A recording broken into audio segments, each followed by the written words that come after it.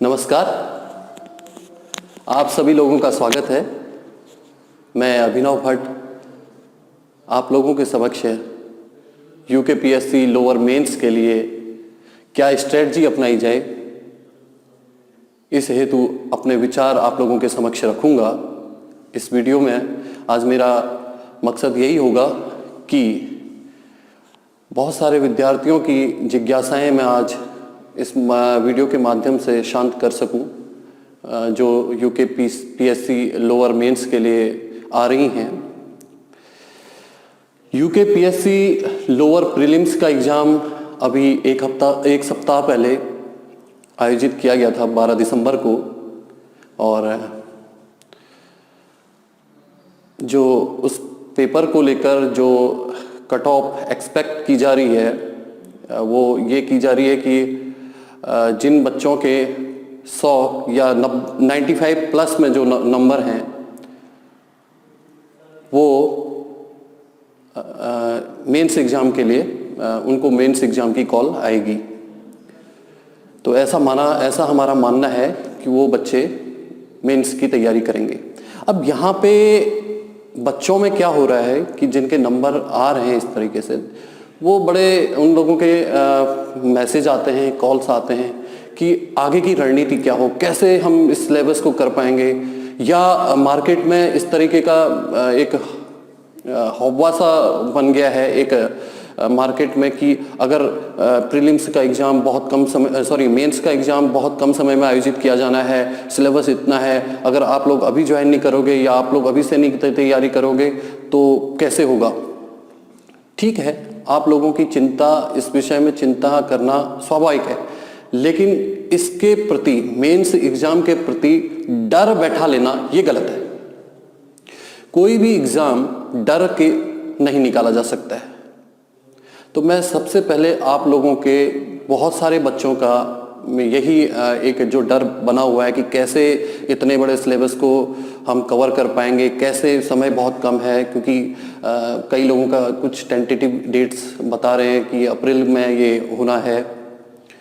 अगर अप्रैल में भी होना है तो अभी आपके पास समय पड़ा है, घबराने से कुछ नहीं होगा। ऐसी जो मारामारी फैली हुई है कि ये क्या हो जाएगा मार्केट में, आप उन रूमर्स पे ध्यान मत दीजिए, आप अपनी क्षमता पे विश्वास कीजिए। आप मेरा देखिए, मैं पहले भी पिछली बार जब मैंने वीडियो बनाया था लोअर प्रीलिम्स के लिए, तो मैंने उस समय भी यही कहा था, मेरे स्ट्रेटजी जो बताई थी, क्योंकि मैं इस एग्ज़ाम को क्रैक कर चुका हूँ, मुझे पता है इसके बारे में, इसीलिए मैं आप लोगों के समक्ष ये विचार रख रहा हूँ। और ये विचार रखना मेरे लिए बहुत ज़रूरी भी था, क्योंकि बहुत सारे बच्चे बेचैन हो रहे थे। अभी एग्ज़ाम कराए हुए 12 दिसंबर को एग्ज़ाम हुआ है, तो आप लोगों ने, बहुत सारे बच्चों ने जो बहुत गंभीर होंगे इस पेपर को लेके, जिन्होंने गंभीरता से पेपर दिया होगा, उन्होंने आते ही इसका सॉल्यूशन जो बहुत सारे कोचिंग संस्थान ने दिए हैं, हमने भी सॉल्यूशन निकाले हैं, उनसे मिला लिया होगा और अपना स्कोर उनको पता चल गया होगा। अब जिनके अच्छे स्कोर आ रहे हैं वो तैयारी में जुटेंगे, स्वाभाविक है, लेकिन घबराने की ज़रूरत नहीं है। ये नहीं कि डर बैठा के तैयारी करने से कोई लाभ नहीं मिलेगा। आपको करना क्या है, सीधे से, क्योंकि अभी यूकेपीएससी इसका जो रिजल्ट निकालेगा वो लगभग मिड जनवरी या उसके बाद भी हो सकता है या उससे पहले भी, मतलब ये मान के चलें कि अभी भी एक महीना लगेगा उसको आने में, इसका रिजल्ट आने में। तो आप जिनके नंबर अच्छे आ रहे हैं तो उनका सही है कि वो आप तैयारी को अपना धीरे धीरे आगे बढ़ाएं, लेकिन उसके लिए सबसे पहले आपको करना क्या है, मैं पिछली वीडियो में भी मैंने बार बार किया कि आप सिलेबस एनालिसिस कीजिए। सिलेबस दिया तो बहुत लंबा चौड़ा है, आप एक बार देख लीजिए। मैं आज इसी पे बात करूंगा, जो सिलेबस है। यहाँ पे सबसे पहले जो मेंस एग्ज़ाम है उसके विषय में हमें बताऊंगा कि यहाँ पे क्या है कि अब ये बहुत इम्पोर्टेंट हो जाता है। देखिए, एक बात बड़ी ध्यान रखने वाली है कि जो प्रीलिम्स था वो तो आपकी सीढ़ी है, आप उसको क्वालिफाई करेंगे तो मेंस में पहुँचेंगे, मेंस एग्ज़ाम के लिए आप अपीयर होंगे। अब जो मेरिट बनाएगा वो यही एग्ज़ाम है कि मेंस आपका 400 मार्क्स का है। शायद थोड़ा छोटा लिख दिया, दिख नहीं रहा होगा, तो मैं इसे थोड़ा बड़ा कर देता हूँ, ठीक है। 400 मार्क्स, और इस मेंस एग्जाम में 2 प्रश्न पत्र आने हैं, ठीक है। एक तो है जीएस का जो कि 200 मार्क्स का है, और एक हिंदी और ऐसे, और उसमें ट्रांसलेशन भी है, वो भी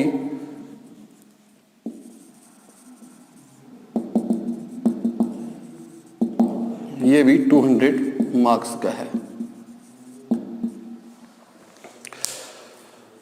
तो सबसे पहले आपको मैं आज इस पे बात करूंगा जीएस के पेपर के लिए।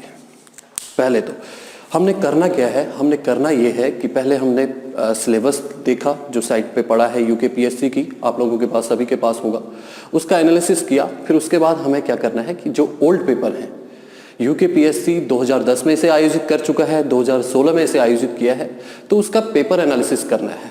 आप पूरा एनालिसिस करिए, अब उसके बाद देखिए कि पहले अब थोड़ा सा यहाँ पे क्या चेंजेस हुए थे, मैं वो बता देता हूँ। 2010 में तो उन्होंने क्या किया कि जो भी यूनिट दी थी, लगभग यूनिट जो सिलेबस में यूनिट है मेंस के लिए, उनको कवर करने की कोशिश की थी यूकेपीएससी ने। लेकिन 2016 में थोड़ा सा उल्टा हो गया। उल्टा ये हो गया कि उन्होंने क्या किया कि कुछ योजनाएं बहुत ज़्यादा पूछ दी, मतलब एक पार्ट को बहुत ज़्यादा ले लिया, पूरा यूनिट कवर न करते हुए कुछ को ज़्यादा दे, जिससे वहाँ पे दिक्कतें आई। बहुत सारे अभ्यर्थी पुराने उससे चले हुए थे, तो उन्हें थोड़ा सा दिक्कतें आई। तो उसी के मद्देनज़र मैं आपको बताना चाहता हूँ कि बताने आया हूँ कि क्या कैसे हम अपने तैयारी को अंजाम दें बिना घबराहट के, बिना किसी अन्य जो बाहरी जो वातावरण है उससे प्रभावित हुए बिना हम कैसे अपनी तैयारी को अच्छे से अंजाम दें, ताकि हम मेंस में अच्छे नंबर पा सकें। और अगर मेंस में आप अच्छे नंबर पाओगे तो निश्चित ही आपका निश्चित ही आप सफलता पालोगे, ठीक है। तो पेपर एनालिसिस करने के मैं इसमें एक चीज़ बता देता हूँ। जो जीएस है, जीएस 200 मार्क्स का है, इसमें 20 क्वेश्चंस पूछे जाने हैं, और सिलेबस में जो दिया हुआ है उसमें ये बोला है कि प्रत्येक क्वेश्चन 10 मार्क्स का होगा, प्रत्येक क्वेश्चन 10 मार्क्स का होगा। और साथ ही यहाँ पे आपको वर्ड लिमिट दे दी है, ये बहुत अच्छा है। वर्ड लिमिट दी है 100 वर्ड्स।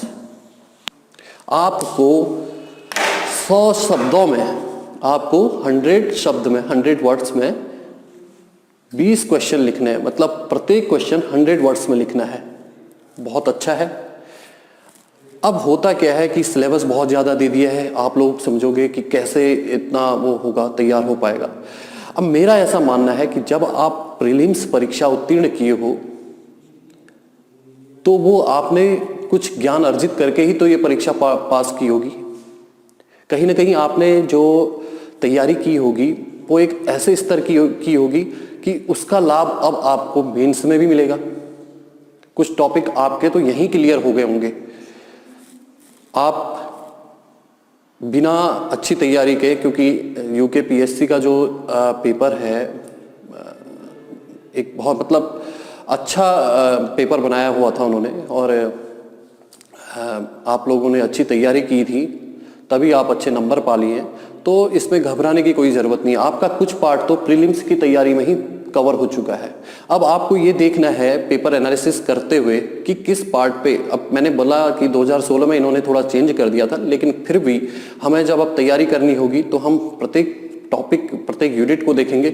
उस यूनिट में से भी हम ये देखेंगे कि कौन से पे यूकेपीएससी ज़्यादा फोकस कर सकता है। जैसे मैं पेपर उठा रहा हूँ पिछले 2016 का। 2016 में पहला क्वेश्चन आया था कि भारत के नागरिकों के मूल कर्तव्यों का उल्लेख कीजिए। पॉलिटी का क्वेश्चन है। पॉलिटी पे इन्होंने फंडामेंटल ड्यूटीज पूछ दी थी, फंडामेंटल ड्यूटीज। अब होगा क्या, यहाँ पे क्या हुआ था कि मैं भी इस एग्ज़ाम पे अपेयर हुआ था उस समय, मैं भी इस पे बैठा हुआ था, तो मुझे आप यकीन नहीं मानेंगे कि मुझे पूरी फंडामेंटल ड्यूटीज याद नहीं आ रही थी उस समय। जो भी 11 थी वो मुझे याद नहीं आ रही थी। तो मैंने क्या किया कि क्योंकि वर्ड लिमिट 100 वर्ड्स दी है और 100 वर्ड्स में आपको लिखना था, तो मुझे थोड़ा सा जो ऊपर से जो क्रमांक याद आ रहे थे ऑर्डर में, वो मैंने लिख दिए 5-7 और वो 100 की लिमिट में। लेकिन उससे पहले मैंने एक हल्का सा इंट्रोडक्शन दिया था जिसमें मैंने आर्टिकल डाला था कि किस आर्टिकल के तहत इसको पूछा, किस आर्टिकल के तहत इसमें प्राविधान है। दूसरा, कौन सी जो कमेटी है उसके रिकमेंडेशन से ये लागू किया गया था और किस देश के संविधान से या किस देश से हमने इसे अडॉप्ट किया था।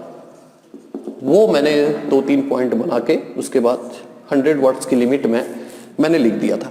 अब आप कहोगे कि एग्जैक्ट 100 वर्ड्स कैसे लिख सकते हैं, तो मैं आपको एक चीज समझाना चाहता हूं कि जहां पे 100 वर्ड्स एक्यूरेट तो हम माप नहीं सकते, ये पेपर में 100 भी हो सकता है, 120 भी हो सकता है और 125 या 130 तक, यहां तक जाना ठीक है। लेकिन इससे ऊपर आप गए तो आपके जो अन्य क्वेश्चन हैं उनको छूटने के चांसेस भी रहेंगे या उनको आप अच्छे से कवर नहीं कर पाओगे, क्योंकि एक ही पे इतना फोकस कर दोगे तो आप अन्य जो क्वेश्चन हैं उन पे उन पे आप उतना ज़्यादा ध्यान नहीं दे पाओगे और फिर वो जल्दी जल्दी करने पड़ेंगे आपको। इसलिए एक चीज़ ये भी ध्यान रखनी है कि समय भी बहुत इंपॉर्टेंट है। 20 क्वेश्चन है, 3 घंटे में करने हैं, आपको समय निर्धारित करना पड़ेगा कि प्रत्येक क्वेश्चन को मैंने कितना समय देना है। इसके एक तो ये है कि आप पहले पेपर एनालिसिस में मैंने ये बात बताई क्योंकि आपको 100 वर्ड्स के लिए करना है, ठीक है। अब जो इस पे जो तैयारी हो सकती है वो दूसरा ये हो सकता है कि जैसे आप कोई टॉपिक कवर कर लेते हो उसके बाद उसके मॉक टेस्ट आप दे सकते हो ताकि आपको पता चले कि मैं कितना लिख सकता हूँ और कितना मुझे इस पे काम करना है। तो इसके लिए आप चाहे तो संवेग IAS में भी टेस्ट सीरीज ज्वाइन कर सकते हो या किसी भी कोचिंग संस्थान में आप टेस्ट सीरीज ज्वाइन कर सकते हो जहां आपको अच्छा लगे। उससे आपका क्या होगा कि आपकी जो आंसर राइटिंग प्रैक्टिस है वो उसमें निखार आएगा। टीचर इवेल्युएट करेंगे, आप खुद भी मूल्यांकन कर सकते हो और ये देखोगे कि कहाँ मेरी कमी है। बस एक चीज़ आपको ये ध्यान रखना है, इस 100 वर्ड्स में आपको यहाँ पे ये मुझे ये इतना अच्छा ये सिलेबस लगा है और इतना अच्छा इनमें ये पूछा है कि 100 वर्ड्स में जो आप लोगों को एक्सप्रेस करने हैं अपने विचार, गागर में सागर भरने जैसा है। बहुत शब्द सीमा बहुत कम है और बहुत अच्छा लिखना है। जो जितना अच्छा लिख पाएगा वो उतना अच्छा नंबर पाएगा। तो ये मान के चलिए कि आपको यहाँ पे जो क्वेश्चन पूछा है उसका सेंट्रल आइडिया को पकड़ते हुए की पॉइंट्स जो उसमें हो सकते हैं, जितने की पॉइंट्स होंगे उनको लिखते हुए आपको अपना उत्तर लिखना है। ये नहीं कि आप फालतू गप मार रहे हो। 100 वर्ड्स में आप गप नहीं मार सकते, आप की पॉइंट्स उस पर ले सकते हो और जितने उसमें अच्छे की पॉइंट्स होंगे उतना अच्छा आपका आंसर होगा। दूसरा ये ध्यान रखिएगा कि अगर आप, मैंने जैसे ये क्वेश्चन दिया था अभी फंडामेंटल ड्यूटीज वाले का उदाहरण दे रहा था, इसमें अगर आपको याद नहीं है 11 तो पैनिक होने की जरूरत नहीं है। आप सोचते पड़े हैं कि यार मैं 5 तो लिख पाया हूँ, अगले क्या होंगे। ठीक है, आपने एक इस ऑर्डर पे अगर 5 लिख दिए हैं तो आप ये नहीं कि आप उसके लिए आप चिंता कर रहे हैं।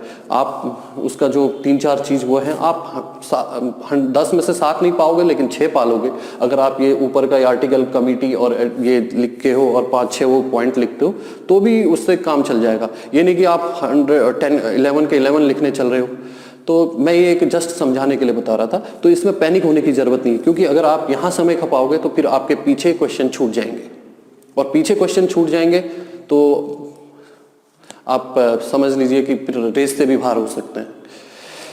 ठीक है, एक तो ये। दूसरा मैंने बताया था कि आंसर राइटिंग। तीसरा मैंने ये बताया था कि बिना रूमर्स पे ध्यान दिए हुए आप अपनी तैयारी घर पे भी कर सकते हो। कई बच्चे के ये आ रहे थे कि सर कोचिंग ये वो, अगर मुझे ऐसा लगता है कि जिन बच्चों की तैयारी अच्छी है, बहुत अच्छी है, या उन्होंने प्रीलिम्स के लिए बहुत अच्छे तैयारी की और अच्छे मार्क्स पाए, तो मुझे ऐसा लगता है कि वो खुद से ही सेल्फ स्टडी से ही वो काम कर सकते हैं अपने पे। वो पेपर एनालिसिस करें, वो सिलेबस एनालिसिस करें और वो आंसर राइटिंग करें। आंसर राइटिंग के लिए वो टेस्ट सीरीज ज्वाइन कर सकते हैं। लेकिन ये कि आप अगर अच्छा पढ़ लिए हो तो उसके लिए कोचिंग जाने की मैं ये समझता हूँ कि उसकी कोचिंग जाने की ज़रूरत नहीं है। अगर किसी क्षेत्र में उनको कमी लग रही हो तब वो ज्वाइन कर सकते हैं, अन्यथा वो खुद से ही सेल्फ स्टडी करें और पेपर एनालिसिस करें, सिलेबस एनालिसिस करें और अपनी एक स्ट्रेटजी बनाएं कि किस पार्ट पे फोकस करना है, क्योंकि 100 वर्ड्स पे है। कुछ चीज़ें तो आप प्रीलिम्स में ही कवर करके आए हो, कुछ चीज़ों पे आपको यहाँ पे काम करना है। तो मेरा ये मानना है कि आंसर राइटिंग प्रैक्टिस करके ही आप एक अच्छा इसकी तैयारी को अंजाम दे सकते हैं मेंस की। एक और क्वेश्चन का उदाहरण लेके मैं आपको एक और चीज़ बताना चाहूँगा। जैसे होता है कि अब यहाँ पे यूकेपीएससी क्या कर सकता है कि या तो एक, जैसे ये फंडामेंटल ड्यूटीज पूरा 10 नंबर का पूछा, अब हो सकता है कि कुछ पार्ट में वो ऐसे भी पूछ सकता है कि जैसे आप पेपर जब एनालिसिस करोगे तो उसमें आपको ऐसा मिलेगा। जैसे मान लिया जाए एक क्वेश्चन आया था 2010 में, उसमें बोला था कि निम्नलिखित के बारे में आप क्या जानते हैं, और उसके सब पार्ट कर दिए थे। पहला जैसे स्वराज पार्टी, दूसरा साइमन कमीशन,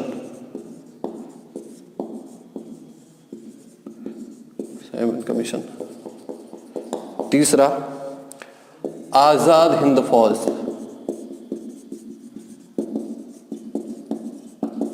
और चौथा होम रूल लीग।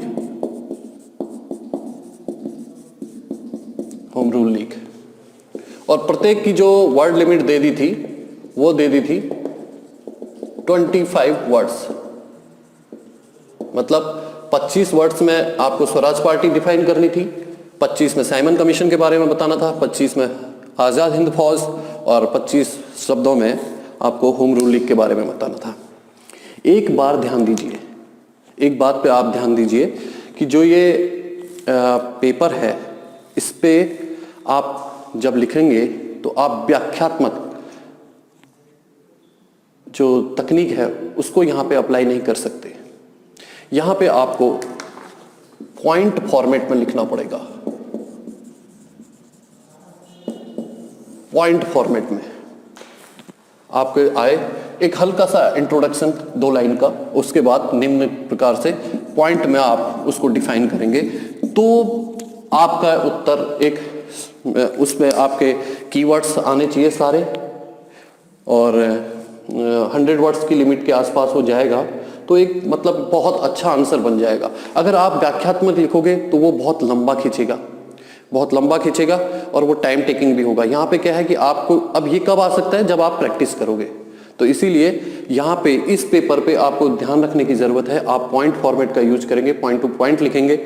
दूसरा मैं ये बताने जा रहा था, यहाँ पे स्वराज पार्टी 25 शब्द, यहाँ पे भी आपको पॉइंट फॉर्मेट में 25 शब्दों में छोटे छोटे, इसमें स्वराज पार्टी का गठन कब हुआ, कौन किसके द्वारा इसका किया गया, स्वराज पार्टी ने क्या कार्य किए, वो जो 25 शब्दों में आ जाए, वो 25 से 30 भी हो सकता है, 35 तक भी जा सकते हो, लेकिन उससे ऊपर नहीं जाना चाहिए। और कभी कभी यूकेपीएससी क्या करेगा, इस 10 नंबर के क्वेश्चन को 2 पार्ट में बांट सकता है, क्योंकि वर्ड लिमिट 100 वर्ड्स है तो वो 50-50 के भी पूछ सकता है, 50 वर्ड्स का एक, 50 वर्ड्स का एक। तो एक क्वेश्चन के 2 पार्ट भी हो सकते हैं और एक क्वेश्चन के 4 पार्ट भी हो सकते हैं। इस तरीके से वो पूछेगा। तो इसका आप ये तभी पता चलेगा कि जब आप पेपर एनालिसिस करोगे, पेपर में देखोगे, और पेपर में भी आप देखोगे तो कुछ चीज़ों पे उनका फोकस बहुत मतलब आप दोनों पेपरों को उठाओ तो जैसे मॉडर्न हिस्ट्री की बात करूँ तो मॉडर्न हिस्ट्री में उन्होंने विशेष ध्यान दिया है, और एंशिएंट में आर्ट एंड कल्चर पे फोकस किया है। जैसे आर्ट एंड कल्चर में ये गांधार कला, सांची स्तूप, अजंता एलोरा, खजुराहो, इसी प्रकार से मौर्यकालीन इतिहास के जो मुख्य स्रोत हैं वो बताने की बात। तो एंशिएंट में जैसे आप कर सकते हो कि इंडस वैली सिविलाइजेशन को तैयार कर सकते हो अच्छे से, मौर्य डायनेस्टी को तैयार कर सकते हो, गुप्ता डायनेस्टी है। इसी प्रकार मिडिवल में खिलजी है, तुगलक डायनेस्टी, मुगल हैं, मुगल में भी मेन अकबर और औरंगजेब बहुत इंपॉर्टेंट हैं, शाहजहां का भी, क्योंकि वो आर्ट एंड कल्चर से रिलेटेड है। और मॉडर्न में तो आप छोटा छोटा, क्योंकि आप प्रीलिम्स की तैयारी भी कर चुके हैं तो आपको थोड़ा बहुत तो पता ही रहता है। तो 100 वर्ड्स के लिए आपको बस थोड़ा सा और करना है, ज़्यादा कुछ बहुत ज़्यादा घबराने की ज़रूरत नहीं है कि सिलेबस इतना है। आप बस पेपर एनालिसिस करिए, इससे आपको पता चल जाएगा कि आपको किस तरीके की तैयारी करनी है। ठीक है, अब जैसे एक और क्वेश्चन की बात बता रहा हूँ। एक बहुत आपके उत्तर को मतलब 100 वर्ड्स में जो लिखना है उसको एक और तरीके से मैं इसको वो एक क्वेश्चन बताना हूँ। एक क्वेश्चन आया हुआ था 2010 में, आई थिंक 2010 ही है या हाँ 2010 में। उसमें ये क्वेश्चन ये पूछा था, वो ज्योग्राफी से था।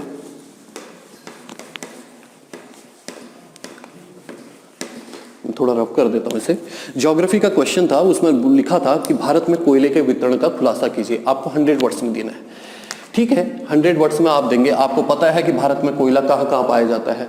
ठीक है, वेस्ट बंगाल, झारखंड, छत्तीसगढ़, ओडिशा, आपको वो पता है। तो आप जल्दी से क्या करना, एक रफ, बहुत ज़्यादा तैयार करने की जरूरत नहीं है। इंडिया का मैप खींचा, कैसा भी मतलब आपको लगना चाहिए। मैं थोड़ा सा, मेरी आर्ट इतनी अच्छी है नहीं, मैं अभी आपको समझाने के लिए बता रहा हूँ। तो उसमें आपने पश्चिम बंगाल में कुछ जो जगह हैं वहाँ पे, झारखंड में जैसे झरिया, बोकारो, इस टाइप से है ना, छत्तीसगढ़ में, और उड़ीसा में वो चिन्हित कर दिए और उनके नाम लिख दिए। और उसके बाद फिर पॉइंट पे करने की शुरुआत करी। 2 लाइन का इंट्रोडक्शन कि ये और ये भी आप मेंशन कर सकते हो कि भारत में कौन सा गोंडवाना काल का कोयला कितना प्रतिशत है और टर्सरी काल का कोयला कितना प्रतिशत है। ये अगर यहाँ पे आएगा तो ये आपके उत्तर पे 4 चांद लगा देगा। उसको पता है कि उस एग्जामिनर कॉपी जांचने वाला ये बताएगा कि आपको बेसिक नॉलेज कितनी, आपकी बेसिक नॉलेज कितनी है। तो ये आपके इंट्रोडक्शन में आ गया। उसके बाद यहाँ पे आप बोल भी सकते हो कि इस क्षेत्र में गोंडवाना काल का कोयला पाया जाता है और फलाना फलाना क्षेत्र में टर्सरी काल का। यहाँ नॉर्थ ईस्ट में भी कुछ रीजन में कोयला है, इधर वेस्ट में भी है, साउथ में भी है, और जम्मू एंड कश्मीर के रीजन में भी है। तो आप इंगित कर सकते हो, और बहुत कम समय में, आपको सजा के बनाने की जरूरत नहीं है। तो इस तरीके से आप इसको तैयार कर सकते हैं। लेकिन ये सब कब आएगा, जब आप निरंतर अभ्यास करते रहेंगे। पेपर के दिन आप सोचेंगे कि मैं ये करूंगा तो नहीं हो पाएगा। और एक और चीज इसमें बहुत आसान चीज है, एक स्टैट का पोर्शन भी आता है इसमें सांख्यिकी से, वहां से डाटा इंटरप्रिटेशन का क्वेश्चन आता है, 10 नंबर का रहता है और बहुत आसान होता है। तो मैं आप लोगों को आज यही बताने का मेरा मकसद था। केवल आज मैं GS 1 की बात कर रहा था। GS 1 पे आपको करना क्या है कि आपको सिलेबस का एनालिसिस करना है। उस सिलेबस का एनालिसिस भी आपको ये करना है कि उसके बारे में मैं बता रहा हूँ। सिलेबस को आप इस तरीके से देखिए, बहुत सारी आपको यहाँ पे यूनिट में बांटा है इसको।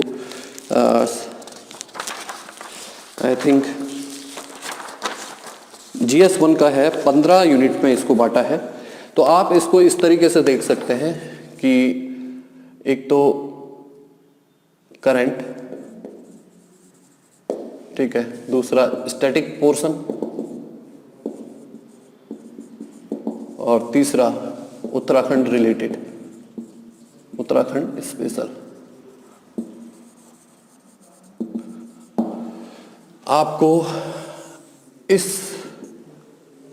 जो करंट पोर्शन है इसको भी नजरअंदाज नहीं करना है, क्योंकि पिछले 2016 का जो पेपर आया था उसमें एक साथ उन्होंने योजनाएं पूछ दी थी, और जिन परीक्षार्थियों ने अच्छे से तैयारी की हुई थी, वो थोड़ा सा करंट के टच में भी थी और उन्होंने योजनाएं पढ़ी हुई थी, वो आसानी से इसको कर गए। लेकिन जिन अभ्यर्थियों ने केवल स्टैटिक पोर्शन पे ही ध्यान दिया, बहुत सारा जो रूमर पे ध्यान दिए हुए थे और बहुत लोगों से प्रभावित हुए थे कि किसी ने कुछ सलाह दी, किसी ने कुछ सलाह दी, और बस मतलब एक अच्छी स्ट्रेटजी तैयार नहीं की थी, वो लोग कहीं ना कहीं पिछड़ गए थे। तो करंट को बहुत अच्छे से तैयार करना है, क्योंकि 100 वर्ड्स का है। आपको अगर कुछ बहुत थोड़ा बहुत भी अगर किसी विषय पे आपको पता होगा तो आप अच्छा कर जाओगे। स्टैटिक पोर्शन ये आपको तैयार करना ही है। कुछ पोर्शन आप प्रीलिम्स में तैयार कर चुके हैं और कुछ पे ही आपको ध्यान देना है। इसी प्रकार से उत्तराखंड स्पेशल भी आप प्रीलिम्स में आप आधा कवर कर चुके होंगे, आप मेंस के लिए करना है। और मैं समझता हूँ कि इसके लिए उत्तराखंड के लिए बहुत घबराने की भी ज़रूरत नहीं है। वह परीक्षावाणी एक बुक है, उसमें काफ़ी कुछ दिया हुआ है, क्योंकि इसमें जो सिलेबस में पूछा जाता है कि यहाँ के जो व्यक्तित्व हैं, कुछ 4-5 व्यक्तित्व 25-25 वर्ड्स में उनके बारे में पूछा जाता है। जैसे सुमन, मतलब कुछ भी दे सकते हैं वो, तो उन व्यक्तित्व के बारे में लिखना होता है। तो ये सब के लिए एक बुक पर्याप्त है, उसमें काफ़ी दिया हुआ है, बहुत ज़्यादा घबराने की ज़रूरत नहीं है। बस आपको क्या है कि वो पढ़ के, जैसे अभी पढ़ा भी है आपने प्रीलिम्स में, और थोड़ा सा और तैयारी करके उसके बाद उत्तर लेखन अभ्यास करके ही आप इस पे विजय पा सकते हैं। और आज के लिए बस इतना ही। नेक्स्ट वीडियो में मैं GS2 ऐसे और हिंदी वाला जो पेपर है उसके बारे में बात करूंगा। तो मैं फिर से आप लोगों को यही कहूँगा कि किसी भी रूमर पे मत जाइएगा, किसी की बातों में भी मत आइएगा। कई भ्रांतियाँ मार्केट में ये फैली हुई है कि नहीं, हम लोग कोर्स शुरू करने जा रहे हैं, अभी से आप तैयारी कर लीजिए, आइए हमसे जुड़िए, बहुत कम समय है, नहीं तो नहीं हो पाएगा, सिलेबस बहुत ज़्यादा है। घबराने की कोई ज़रूरत नहीं। अपने अंदर विश्वास बनाइए कि मैं कर सकता हूँ, अभी समय है, मैं खुद से ये कर सकता हूँ।